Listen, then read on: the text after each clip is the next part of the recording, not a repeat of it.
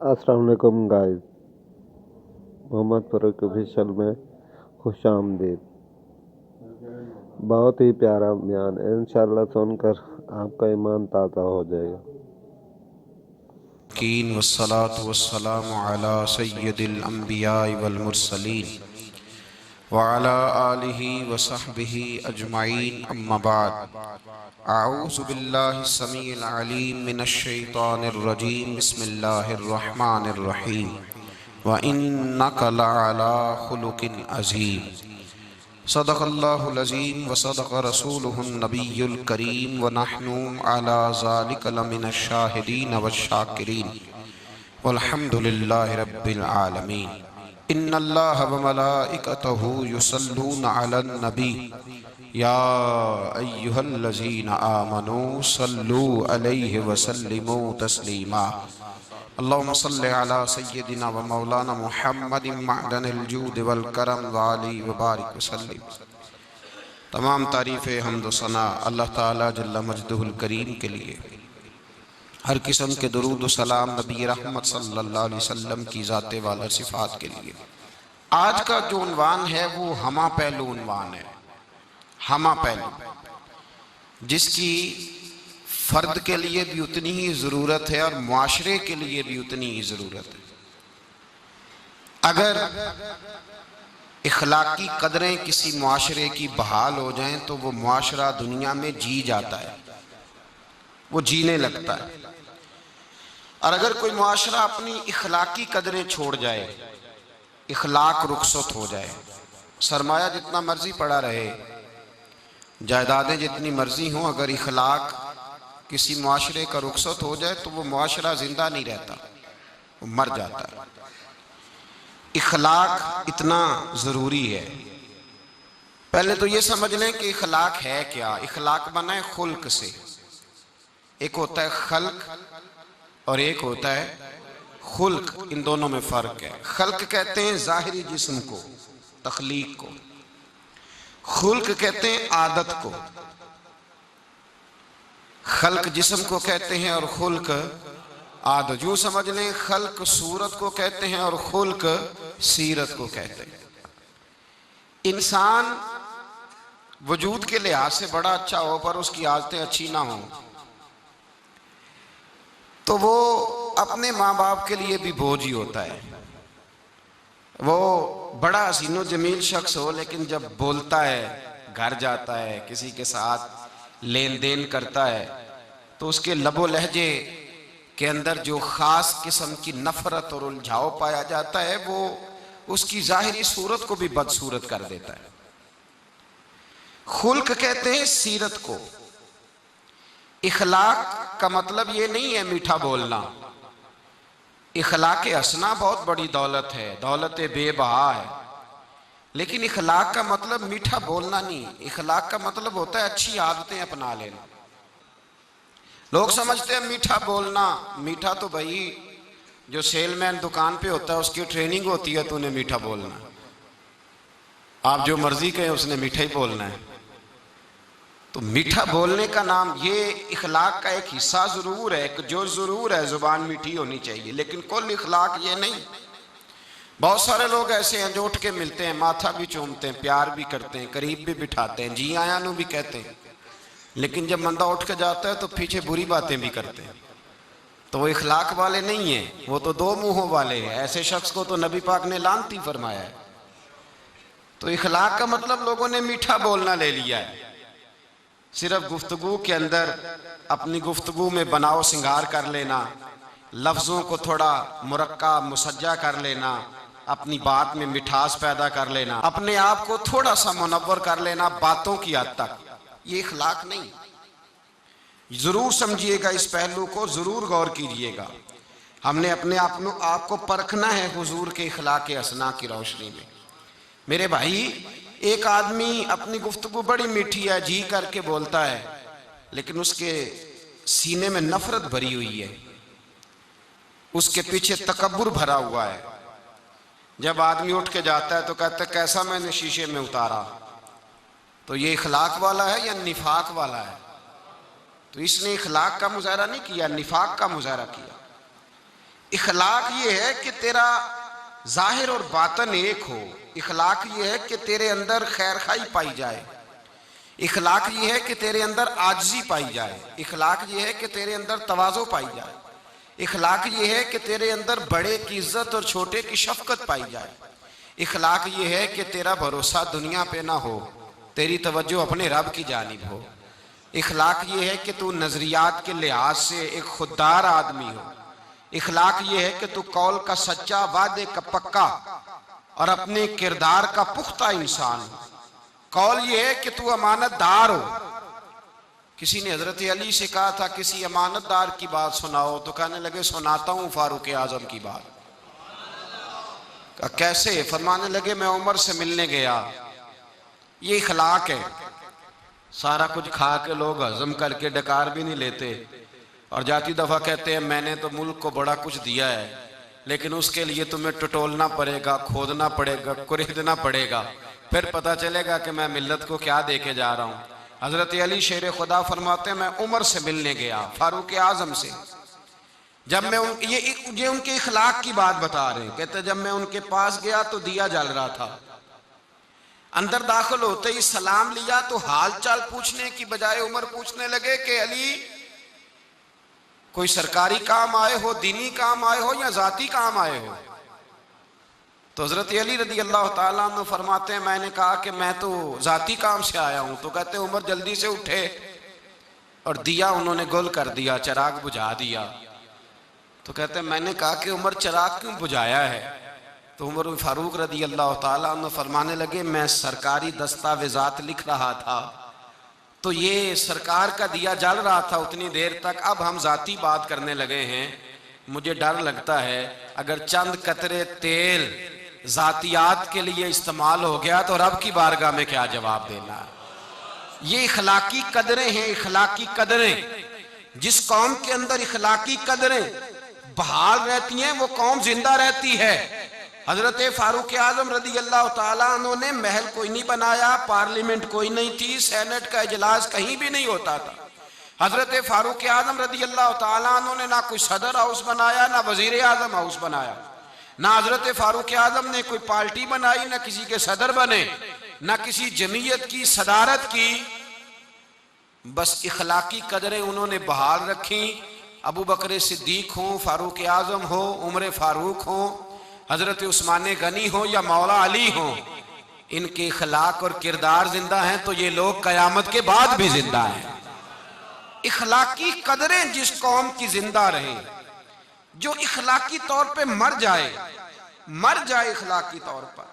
देखिए ना हजरत फारूक आजम रदी अल्लाह ताला अन्हु माले गनीमत, हजरत उस्मान कहते मैं छत पे खड़ा था तो एक आदमी को देखा, दोपहर का वक्त है और सख्त शिद्दत की धूप चमक रही है। नंगे पांव एक बूढ़े को देखा, ऊंट हाँकता हुआ आ रहा है। तो मेरे दिल में ख्याल आया इस बूढ़े को मशवरा देता हूं, इस बूढ़े को मशवरा देता हूं कि जनाब आप छोड़ दें, ये आप इस उम्र में किस चक्कर में लगे हुए हैं, दुनिया सो रही है आप भी सो जाएं। कहते मेरे दिल में ख्याल आया कितना हरीस बूढ़ा है, माअज़ल्लाह। फरमाते हैं जब वो मेरे करीब आए, मैं छत पे देख रहा था तो मेरी तो आंसू ही निकल गए। ये कोई हरीस बूढ़ा नहीं है, तो उमर फारूक है, ये तो हजरत उमर फारूक रदी अल्लाह ताला अन्हु। मैं नीचे उतरा, मैंने कहा हुजूर क्या कर रहे हैं, गर्मी का मौसम है। कहने लगे ये माले गनीमत के ऊंट भाग गए थे तो संभालता फिरता हूं। कहा हुजूर किसी गुलाम को कह देते। फरमाने लगे हुकूमत मेरी है तो जिम्मेदारी भी मेरी है, हुकूमत मेरी है तो ड्यूटी भी। इखलाकी कदरें जब किसी कौम की इखलाकी कदरें, काजी शुरैह रहमतुल्लाह ताला अलैह हजरत अली शेर खुदा के काजी थे, हजरत मौला अली शेर खुदा रदी अल्लाह ताला अन्हु ने मुतय्यन किया था। वो आए हजरत अली के पास काजी साहब और आके कहने लगे हुजूर मेरा इस्तीफा कबूल कर ले, मैं चीफ जस्टिस नहीं बन सकता, मैं उमूर नहीं चला सकता अदालत के। तो हजरत अली ने फरमाया काजी साहब क्या हुआ? कहने लगे दो पार्टियों का मुकदमा मेरे पास था, तो कल एक पार्टी 10 किलो खजूरें लेके आ गई है मेरे पास। तो हजरत अली फरमाने लगे आपने कबूल कर ली हैं? कहने लगे जरूरत थी मैं कबूल कर लेता। मैंने उनसे कहा है कि खबरदार, तुमने सोचा कैसे, झिड़क दिया है, झिड़क दिया है, कबूल नहीं की, तो कहा फिर आप इस्तीफा क्यों दे रहे हैं? तो ये उम्मत मुस्लिमा की खलाकी कदरें हैं, ये उम्मत मुस्लिमा का रंग है। अपनी मिल्लत पर कयास अक़वाम मगरिब से न कर, खास है तरकीब में कौमे रसूल हाशमी। ये कदरें हैं मिल्लत इस्लामिया की। काजी साहब कहने लगे, हुजूर उन लोगों ने मेरे बारे में सोच लिया है कि मैं रिश्वत ले सकता हूं, वो सोच लिया है कि मैं पैसे पकड़ लूंगा। 10 किलो खजूरें ले आए, तो जिसके बारे में कौम सोच लेना कि रिश्वत ले सकता है, सोच भी ले, वो बंदा काजी बनने के काबिल है, वो काजी बनने के काबिल नहीं होता। लिहाजा उन्होंने चूंकि सोच लिया है, लिहाजा अब मैं अपने इखलाक को इतना बुलंद नहीं जानता कि मैं कुर्सी अदालत पर बैठकर मुकदमे करूं। जागे और सोचे, इस पहलू पर गौर करें। कटती हुई कदरें, कटती हुई और टूटकर बिखर गया सारा इखलाक, हुक्मरान से लेकर पीएम तक।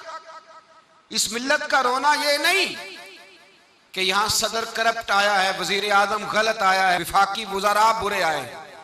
इस कौम का रोना यह है कि रेडी वाले के पास फल लेने जाओ तो सामने भले भले लगा लेता है, और पीछे वाली साइड पे वो छुपा के बुरे फल लगा लेता है। इस कौम का रट्टा ये नहीं है कि इस कौम के अंदर जो है वो, जो लोग ब्यूरोक्रेट थे, दौलतमंद थे, उन्होंने लूटा है। यहां तो हाल ये है कि स्कूल के अंदर जो पढ़ाने वाले असातिज़ा और इलाज करने वाले डॉक्टर हैं, वो अपनी ड्यूटी को इतनी तवज्जो नहीं देते जितने अपने प्राइवेट इदारे और एकेडमी को तवज्जो देते हैं।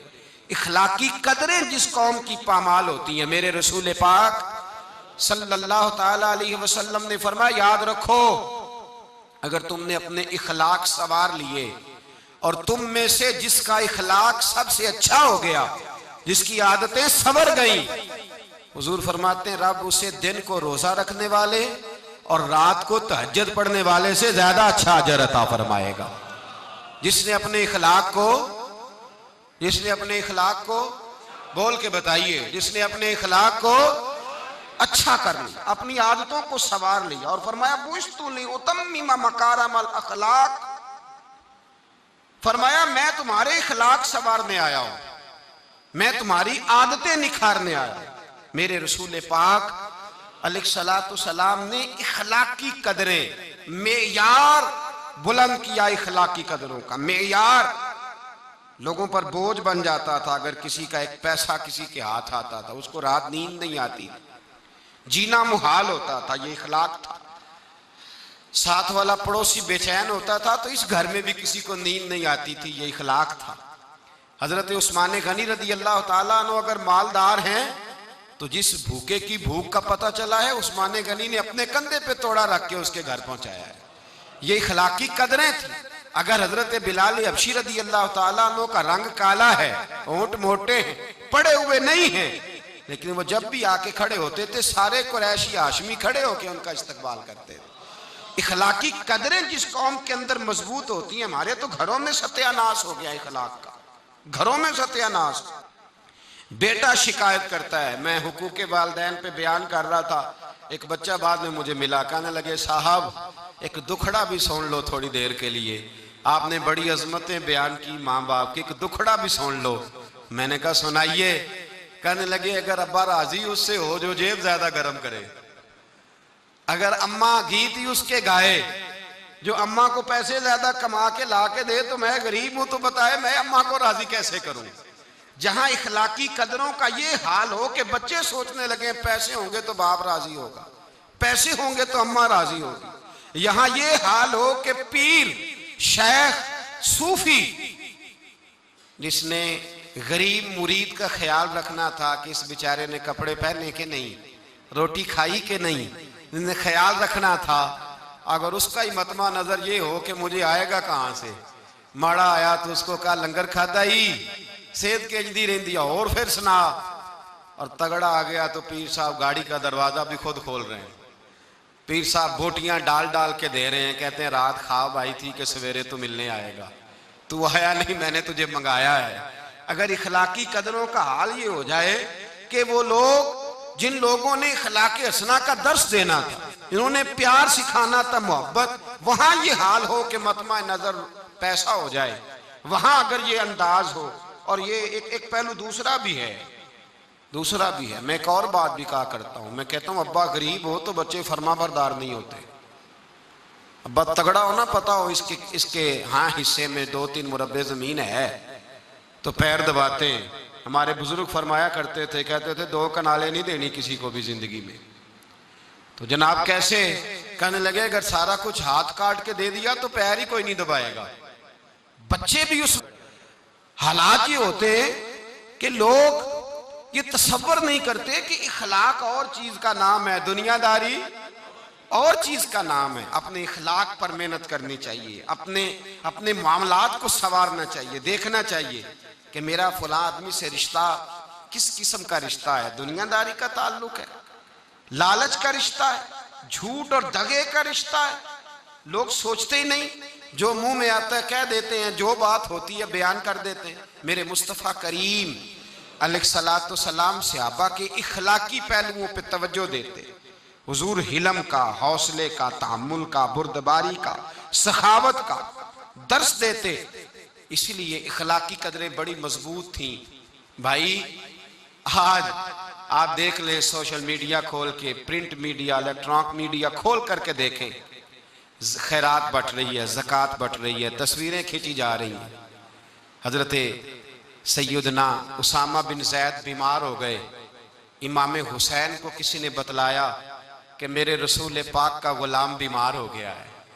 हजरत इमाम हुसैन तीमारदारी करने गए, कदम रखा, हजरत उसामा हुजूर के महबूब थे, कदम रखा कमरे में तो जनाब उसामा ने इमाम हुसैन का चेहरा देखा तो चीख ही निकल गई, तड़प के रोए, कहने लगे मेरी मौज नहीं लग गई, हुजूर के जलवे मुझे नजर आ गए। इमाम हुसैन अंदर दाखिल हुए तो जनाब उसामा बिन ज़ैद ने बाजू पकड़ा और सीने पे रख लिया। हजरत उसामा बिन ज़ैद तड़प के रोए। इमाम अली मकाम कहने लगे भाई रोते क्यों हो, बात बताओ। कहने लगे दुनिया छोड़ रहा हूं पर 80 दिनार का कर्जा है, ना कोई भाई, ना कोई सज्जन, ना कोई दोस्त, असी किसे दे कुछ भी नहीं लगते ते ना कोई साडा दर्दी, शय कोई नहीं। सोचता हूं कब्र पे बोझ लेके जाऊंगा और फिर क्या लफ्ज है, क्या हुसैन है। कहने लगे हुसैन आज अगर मुस्तफ़ा करीम हयाते ज़ाहिरी में होते तो मैं जाके बाजू थाम लेता, मैं कदमों में बैठ जाता। मेरा रसूल तो गैरों के भी बोझ उठा लिया करता है। इखलाकी कदरें देखिए, इमाम हुसैन फटाफट उठे, बेटा भी साथ था, गुलाम भी साथ थे, सब कुछ हो सकता था। इमाम हुसैन उठे, घर गए, अपनी चादर में 80 दिनार डाले, छुपाए और लेके आए, ला के हजरत उसामा बिन ज़ैद को दी। और पता क्या फरमाते हैं रात आए थे 80 दिनार, मैं कह रहा था मुझे तो जरूरत नहीं, पता नहीं रब करीम ने किसका नसीब मेरे घर भेज दिया है, मुझे तो हाजत नहीं थी, ये तो तेरे पैसे थे जो मेरे घर थे, तो मेरे रब ने ड्यूटी लगाई कि जा उसे दे के आ। जिस कौम के अंदर इखलाकी कदरें बेदार होती, जिस कौम के अंदर इखलाकी कदरें बेदार होती, उस कौम का अंदाज बदल जाता है, उसके रवैये तब्दील हो जाते। मेरे रसूल पाक सल्लल्लाहु अलैहि वसल्लम ने फरमाया अगर अल्लाह इखलाक को सूरत देता तो सबसे अच्छी सूरत अल्लाह इखलाक को अता फरमाता। सारा दिन कंगा किया, सारा दिन शीशे पे खड़े रहे, सारा दिन आईना देखा। ओ भाई जरा गर्दन झुका के दिल भी देख लेता, अगर तो मैल कोई नहीं फिर तू बड़ा हसीन है, अगर बुग़्ज़ कोई नहीं फिर तू बड़ा प्यारा है, अगर हसद कोई नहीं फिर तेरे अंदर बड़ी रोशनी है, अगर तू किसी का दुख बांटता है तो फिर क्या बात, अगर तुझे किसी पे शफकत आती है फिर क्या बात है, अगर किसी के रोने से तेरी आंखें भी रो पड़ती हैं फिर तू बड़ा ही आला आदमी है, फिर क्या बात। और अगर तेरे अंदर ये वाली हिस्स कमजोर हो गई है, अगर ये वाला रंग तेरे अंदर कोई नहीं। अबू सुफियान आए उन दिनों जिन दिनों हालात बड़े कठिन थे, इख्तलाफ शिद्दत का था। अबू सुफियान आए हुजूर की बारगाह में, आए किस लिए? मक्के में कहत पड़ गया है, बारिश नहीं होती। उधर उस समामा बिन असाल यमामा कबीले के सरबराह कलमा पढ़ के मुसलमान हो गए। सारी गंदम उस कबीले से आती थी। समामा कहने लगा तुम मेरे मुस्तफा को नहीं मानते, कोई गंदम नहीं, भाग जाओ। एक बारिश कोई नहीं, दूसरी गंदम कोई नहीं। अबू सुफियान तड़प के दरे रसूल पे हाजिर हुए। अभी थोड़े दिन गुजरे हैं, ओहद में हुजूर के दांत शहीद किए। अभी थोड़े दिन गुजरे, हुजूर को सताया है। अभी थोड़े दिन गुजरे, हजरत अमीर हमजा का कलेजा निकाल के चबाया है। अभी थोड़े दिन गुजरे, हजरत अनस बिन नजर की गर्दन काटी। अभी थोड़े दिन गुजरे, अब्दुल्ला बिन जहाज के टुकड़े किए। अभी थोड़े दिन गुजरे, हुजूर को सताया है, तड़पाया है। पर हजरत अली शेर खुदा फरमाते मैं मानने वाला उस रसूल का हूं जिसके दांत शहीद हो गए। ओहद के अंदर सारी दाढ़ी लहू से भर गई। फरमाते मैं रो पड़ा और मैंने कहा महबूबा अब नहीं मुझसे बर्दाश्त होता, दुआ करें अल्लाह इन पे अज़ाब नाज़िल करे। उठाए हाथ, आप दुआ करेंगे तो अल्लाह तबारक व तआला दो पहाड़ियों में पीस डालेगा। हजरत अली कहते हैं मैंने अर्ज की तो हुजूर ने हाथ उठाए और दुआ क्या दी, अल्लाहुम्मा हदी कौमी फइन्नहुम ला यअलमून। ऐ अल्लाह मेरी कौम को हिदायत दे दे, ये जानते नहीं ये क्या कर रहे हैं। अल्लाह इन्हें हिदायत दे। ये इखलाक हसना का मेयार। थोड़े दिन पहले हुजूर के साथ ये रवैया। अबू सुफियान अब बेहाल हो गए, बच्चे भूख से मरने लगे, जानवर प्यास से मरने लगे। अबू सुफियान छुपता छुपाता कहने लगा चारा कोई नहीं, मुस्तफा के पास जाना ही पड़ेगा। अबू सुफियान मदीने पहुंच गए। जब पहुंचे ना तो अबू सुफियान की अपनी साहिबजादी हजरत उम्मे हबीबा उम्मुल मोमिनीन थी, रसूलुल्लाह की ज़ौजा थी। अबू सुफियान जब आए तो हजरत उम्मे हबीबा के पास सीधे उनके घर गए बेटी से मिलने। हुजूर का बिस्तर बिछा हुआ था। हजरत उम्मे हबीबा हुजूर की ज़ौजा उम्मुल मोमिनीन बिस्तर बिछा है। अबू सुफियान बैठने लगे, जनाब उम्मे हबीबा कहने लगी अब्बा जी ठहर जाएं। वो ठहरे तो बिस्तर समेट दिया। कहने लगे बेटी शायद तेरे घर में कोई कीमती बिस्तर नहीं, गुर्बत छुपाने के लिए बिस्तर समेट रही हो। जनाब उम्मे हबीबा कहने लगी अब्बा तो मुसलमान नहीं ना हुआ, अभी तेरी सोच काफरों जैसी है। तू यहाँ आके खड़ा हो ना जहां मैं खड़ी हूं, फिर तुझे रसूलुल्लाह की मोहब्बत के रंग का पता चले। तू अभी खड़ा वहां है जहां तुझे कुफर ही कुफर सुनाई और सुझाई देता है। बिस्तर इसलिए नहीं समेटा कि माज अल्लाह कम कीमत था, मैंने इसलिए समेटा है कि तू नजस है, नापाक है, अभी कलमा नहीं पढ़ता। और ये उस रसूल का बिस्तर है कि जो बिस्तर में मौजूद होते हैं तो जिब्रील अमीन कुरान लेके तशरीफ ले आते हैं। तेरा वजूद इस काबिल नहीं कि यहां बिठाया जाए। नबी पाक सल्लल्लाहु अलैहि वसल्लम की बारगाह तक अबू सुफियान आए। अबू सुफियान कहते हैं मुझे उम्मीद नहीं थी, अभी सोच नहीं ना बदली थी। कहते मुझे उम्मीद नहीं थी, मेरा ख्याल था वो शिकवे करेंगे, शिकायतें करेंगे, वो कहेंगे तुमने भी तो बड़ा कुछ किया है ना। अबू सुफियान कहते हैं मैं कुर्बान जाऊं, मैंने ये रंग देखा तो मदीने की फिजा वैसे ही बड़ी ठंडी थी, लेकिन मुस्तफ़ा करीम के साथ जब मैंने बात की तो मेरे वजूद पर गिरिया तारी हो गया, मेरे ऊपर कैफियत तारी हो गई, मैं तड़पने लगा। कहते हैं मैंने कहा महबूबा मैं आया हूं, आपका कलमा पढ़ते ही समामा ने गंदम बंद कर दी है, बारिशें रुक गई हैं, मक्के के लोग भूख और प्यास से मरने लगे हैं, महबूबा बेटियां रोती हैं, या रसूल अल्लाह माएँ उनकी छातियों में दूध खुश्क हो गया है, बच्चे बिलकते हैं। अबू सुफियान कहते हैं मैं दुश्मन था, सारे मक्के के लोग दुश्मनी करते थे, लेकिन जब मैंने ये लफ्ज कहे ना अचानक मेरी नजर उठी तो मुस्तफा करीम की तो आंखें आंसू बरसा रही हैं। कहते मेरी बात भी मुकम्मल ना हुई, हुजूर ने पहले रुक्का मंगवाया समामा के नाम, फरमाया पहले तू इन्हें गल्ला अपनी मर्जी से देता था, अब तेरे नबी का हुक्म है कि पहले से बढ़कर तूने गल्ला देना है। और फिर मेरे मुस्तफा ने हाथ उठाए। ओ भाई मुश्किल होता है, मुश्किल होता है, सगे भाई के लिए लोग दुआ नहीं करते, कहते मेरा शरीका है। सास बहू के लिए, बहू सास के लिए दुआ नहीं मांगती, कहते इख्तलाफ है, लोग लोगों की जिंदगी नहीं मांगते, बीमारी में शिफा नहीं मांगते। अबू सुफियान कहते हैं आमना के लाल तेरे कुर्बान जाऊं। हुजूर ने हाथ उठाए और कहा है अल्लाह मक्के की संगलाख पहाड़ियों पे बारिश बरसा, ऐ अल्लाह खेतियां हरी कर दे, ऐ अल्लाह माओं की छातियों में दूध भर दे, अल्लाह औरतों को ताजगी दे दे, बच्चों को रानाई दे दे, फलों फूलों को ताजगी दे दे। अबू सुफियान कहते पहले हुजूर रो रहे थे और जब नबी पाक की दुआ देखी तो मैंने रोना शुरू कर दिया, मैंने रोना शुरू कर दिया।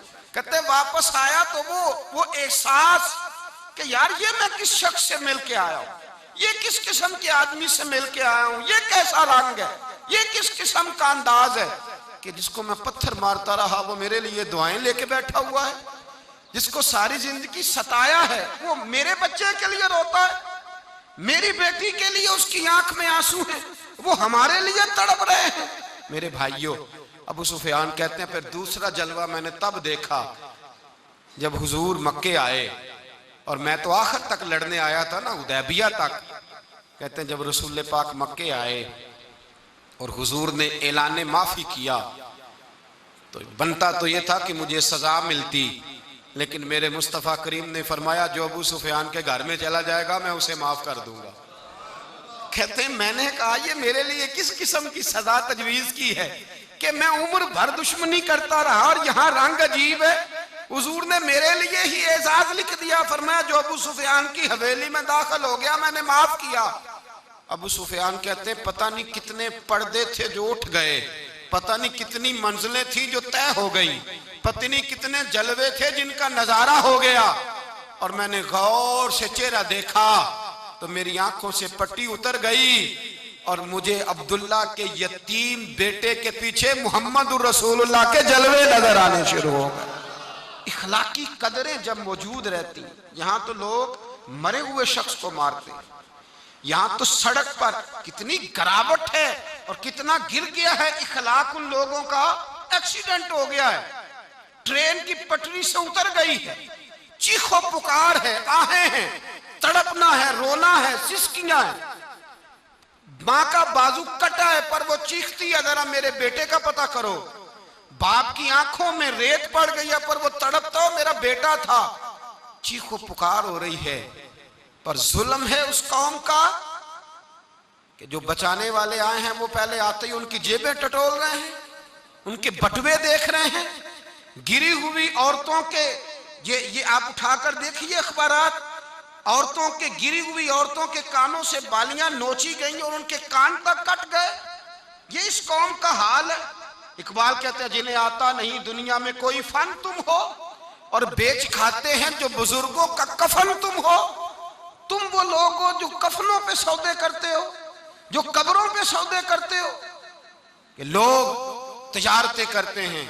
इखलाकी पस्ती का ये आलम के लोग कब्रों पे सजदे करते हैं, बेटे बेच के दहेज खरीदते हैं।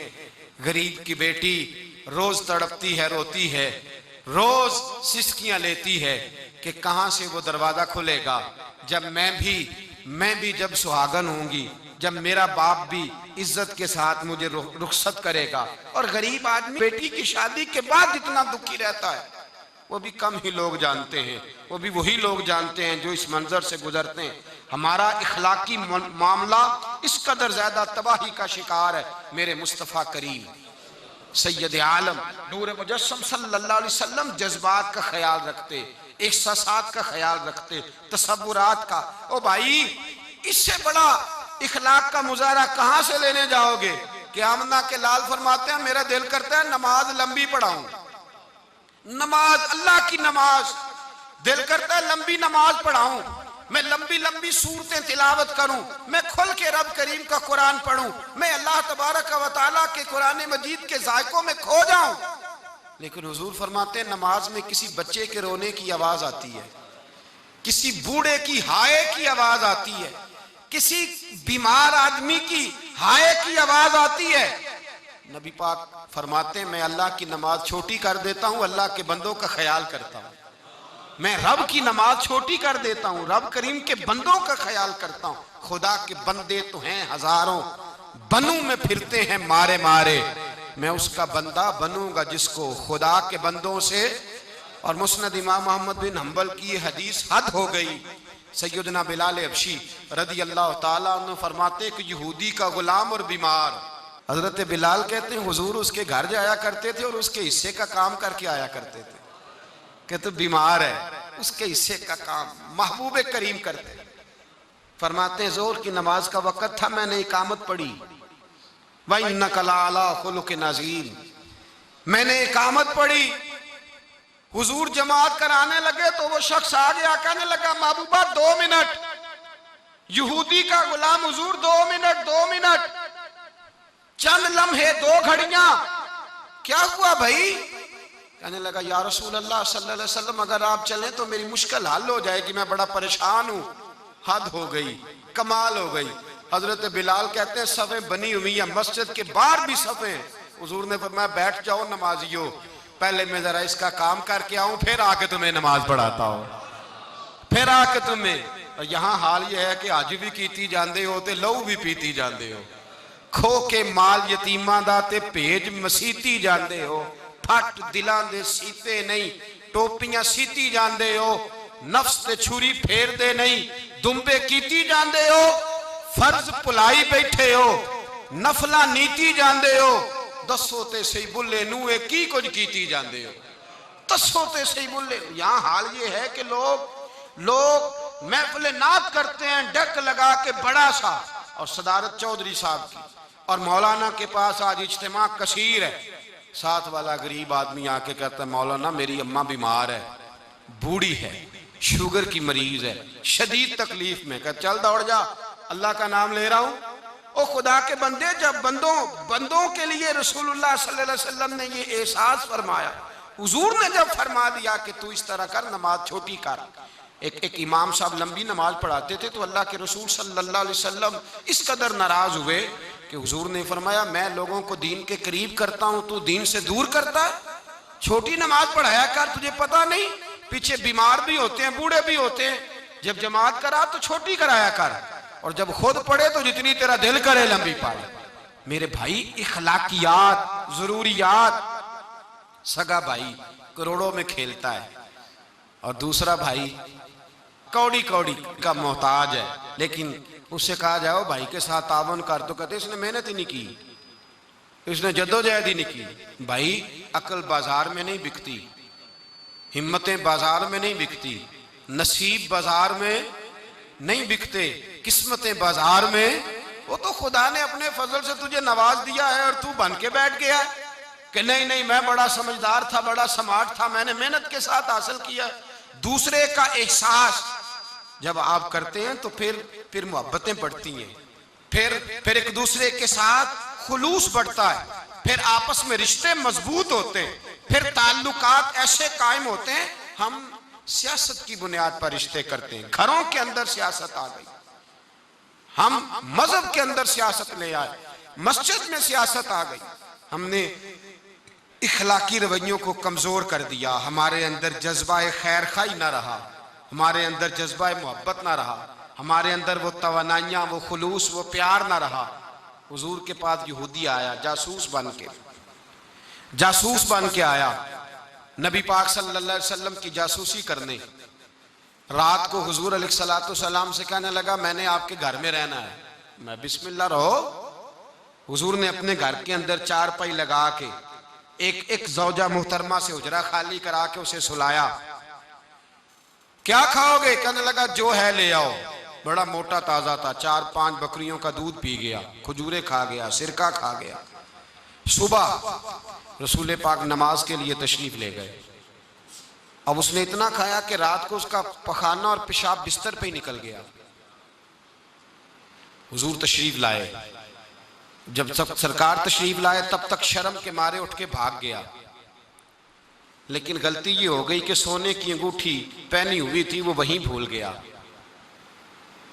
जब वो भूल गया कुएं पे जाके उसने गुस्ल किया, वापस लौटा, कहता जब मैं आया हूं तो मैंने देखा नबी पाक अपने दस्ते मुबारक से मेरा बिस्तर धो रहे हैं।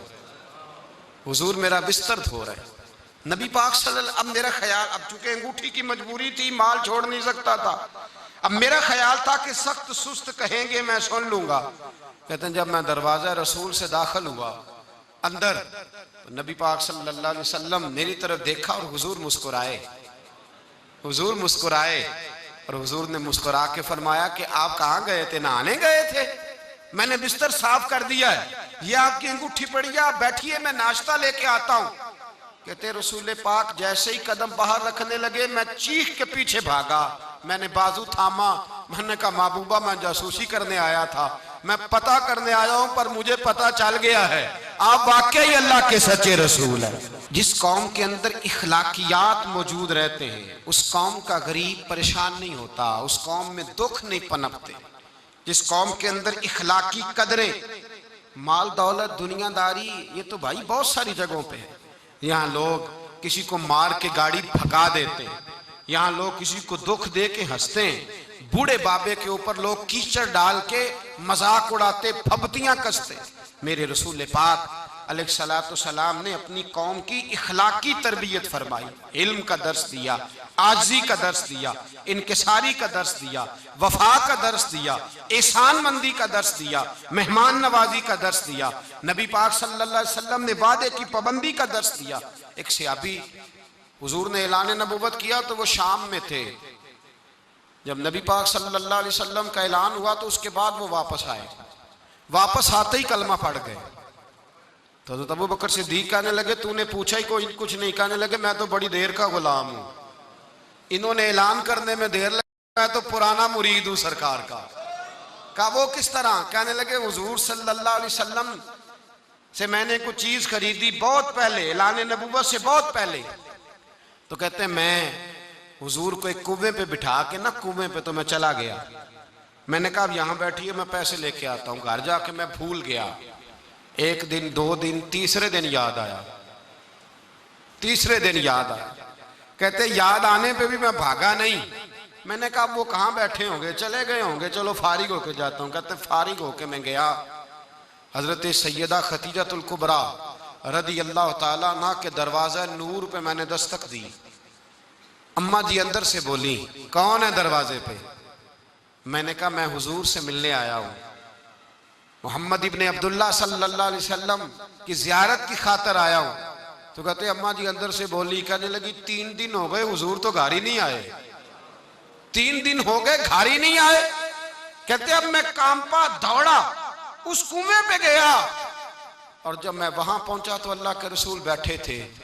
सरवर आलम सल्लल्लाहु अलैहि वसल्लम ने देखा तो इखलाक की वो बुलंदी, वो पहाड़, वो कदरें आली, यहां भी जलाल नहीं, यहां भी जुबान में तुरशरुई नहीं, तलखी नहीं, कड़वाहट नहीं।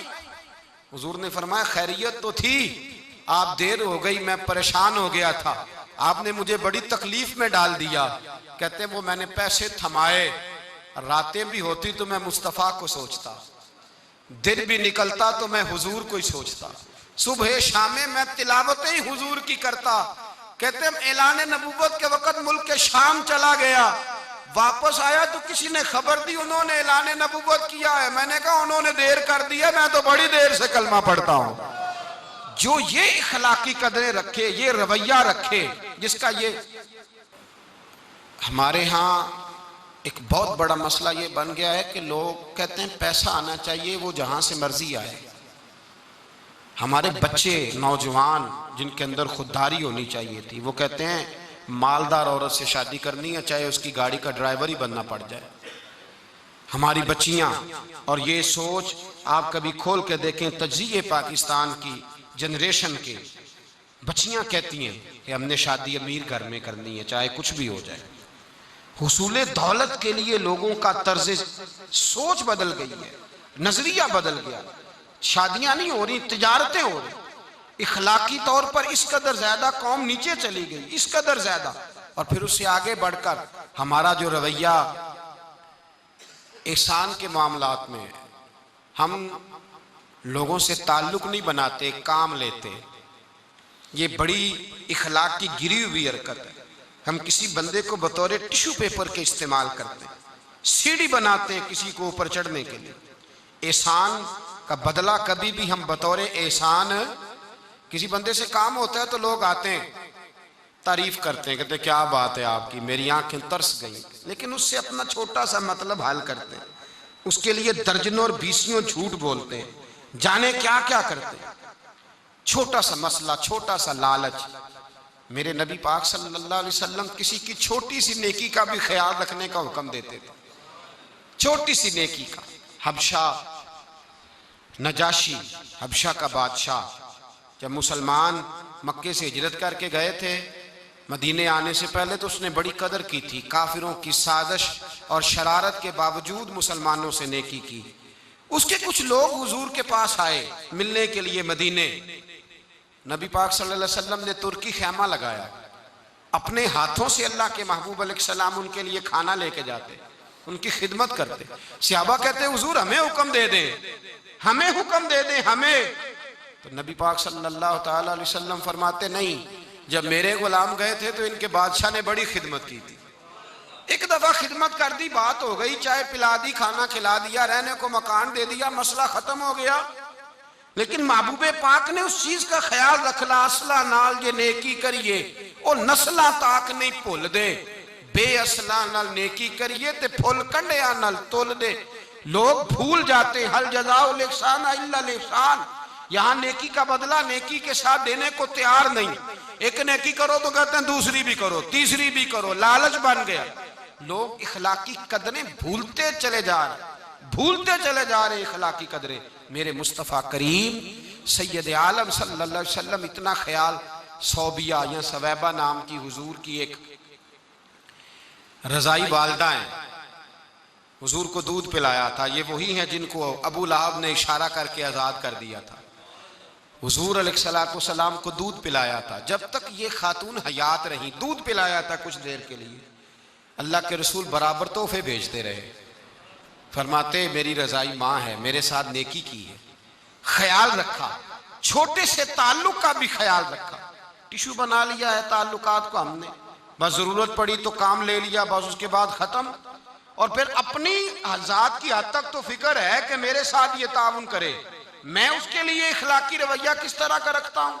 ये हमारा एक जुमला मैं कहा करता हूँ, अगर आपको समझ में आ गया तो फायदा देगा। मैं अक्सर कहता हूँ हुकूक लेने की बात नहीं करनी चाहिए, हुकूक देने की बात करनी चाहिए। हुकूक मांगने वाला फकीर होता है, हुकूक देने वाला सखी होता है। हम फकीर बन के फिर रहे हैं, मेरा हक दे दो, मेरा हक दे दो। सखी बनो, को मेरी खैर है, मेरे जिम्मे जिस जिसके हक है मुझे बताओ, मैं अदा करने को तैयार। हमें तो सखी बन के निकलना चाहिए, कहना चाहिए बताओ भाई मेरे जिम्मे क्या है। रसूल कायनात सल्लल्लाहु अलैहि वसल्लम ना सिर्फ अपनी रजाई वालदा का ख्याल रखते, याद रखा जब वो इंतकाल कर गई, विसाल हो गया, तो फिर मेरे मुस्तफ़ा करीम अलैहिस्सलाम ने फरमाया ढूंढो उनका कोई रिश्तेदार तो नहीं मक्के में रहता। हुजूर हैं, फरमाया हमारा उनसे ताल्लुक था तो उनके ताल्लुक वालों से भी ताल्लुक है, हम उनके रिश्तों का भी ख्याल रखेंगे। तो भाई इखलाकी कदरें बहाल करें, अपने जहन को साफ रखें, सोच मीठी बनाएं, किसी के साथ खैर खाई का रिश्ता बनाएं, काम का रिश्ता ना बनाएं। हम लोग इस तरह की जिंदगी गुजार रहे हैं, इस तरह की कि बस मेरी जात है और उसके बाद फिर मेरी जात है और फिर मेरी जात है। खुदा मुझे ऐसी खुदाई ना दे कि अपने सिवा कुछ दिखाई ना दे। सुभान अल्लाह।